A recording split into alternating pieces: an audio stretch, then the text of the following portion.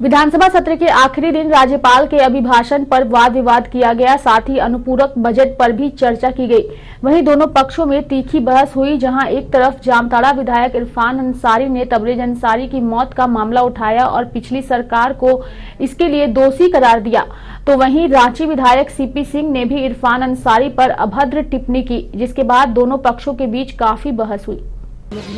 हम लोगों ने मांग किया है कि एंटी एक्ट जिस तरह से गलत लोगों को फंसाया गया है, मैंने मुख्यमंत्री हेमंत सोरेन जी को धन्यवाद दिया कि आपने जो धाराएं हटाया है, ये आप धन्यवाद के पात्र हैं। दूसरी बात मैंने कहा, शिक्षा विभाग हो या शहरी विकास विभाग हो, फलक की मृत्यु हो गई थी नगर विकास मंत्रालय में।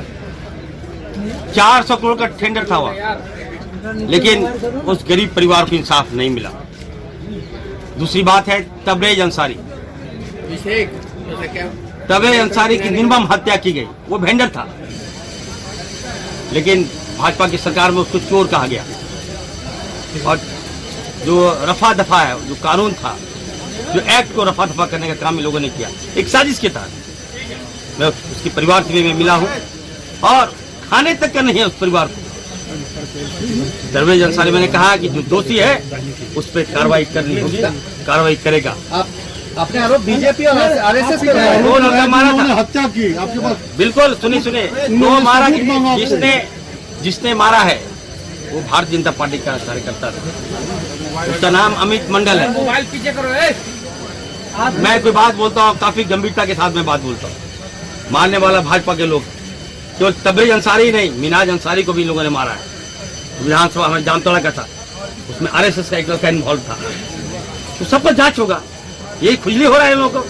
कहता इरफान अंसारी माफी मांगे, किस बात का माफी मांगे? इरफान दोषी को सजा और फांसी देने का काम इरफान अंसारी। एक लड़का एक संवैधानिक पद पर बैठे हुए और वैधानिक पद धारण किए हुए सदस्य को एक विधानसभा के अंदर इस तरह का एलिगेशन लगाना, जब उस पर कार्रवाइयाँ हुई है, एफआईआर दर्ज हुआ है और जो संविधान के मातहत काम करने वाले भारत के अंदर की संस्थाएं हैं, उन्होंने उस कार्रवाइयों के तहत उस पर जो भी है, जिसके पक्ष में भी न्याय है या जो है, उन्होंने माननीय न्यायालय को सौंपा है।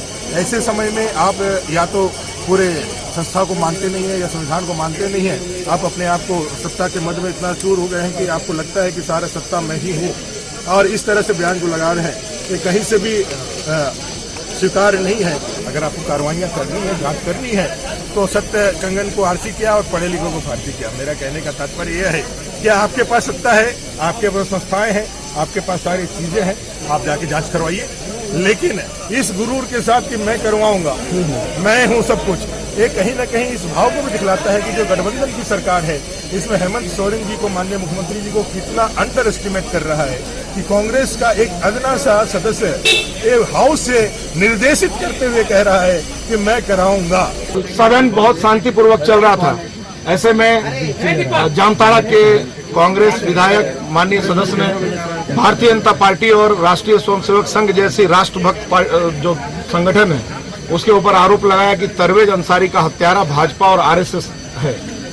इसका भारतीय जनता पार्टी के लोगों ने पुरजोर विरोध किया और हमने सबूत मांगा। हमने कहा कि नहीं, आप प्रमाण दीजिए कि भारतीय जनता पार्टी और राष्ट्रीय स्वयंसेवक संघ कैसे इसका हत्यारा है। हम लोगों ने कहा कि इसे कार्रवाई से निकाली जाए। धन्यवाद देता हूं कि माननीय अध्यक्ष जी ने इसे कार्रवाई से निकाला। लेकिन दूसरा हम लोगों का डिमांड था कि खेद व्यक्त करें या माफी मांगे इरफान अंसारी। इरफान अंसारी जी ने साफ साफ कहा कि मैं माफी नहीं मांगूंगा। इस पर दुखद यह है कि एक व्यवस्था बनाई माननीय विधानसभा अध्यक्ष जी ने और कहा कि मैं उनके विवेक पर छोड़ता हूं।